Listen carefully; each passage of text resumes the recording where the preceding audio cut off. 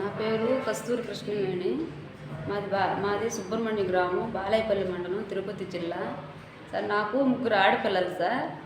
పెద్ద పాప కావ్య, రెండో పాప కళ్యాణి, మూడో పాప సుజన.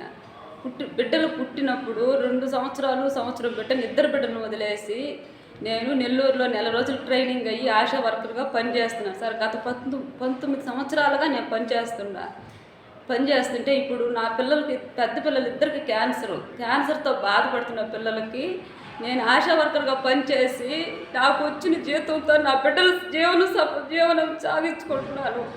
ఇప్పుడు ఏంటంటే నీకు జాబ్ ఉండేవు, మా పార్టీలో మేము పెట్టుకుంటాము, నువ్వు ఉండేదానికి లేదు అని చెప్పి నన్ను తీసేయాలని రాజకీయ నాయకులు కక్షతో నా మీద అర్జీ ఎత్తిపోయి బాలాయపల్లి మండలంలో డాక్టర్ గారికి ఇస్తూ ఉన్నారు. నా మీద ఎంక్వైరీలు జరుగుతూ ఉన్నాయి. నేనైతే సార్ నేను చేరిన కానించి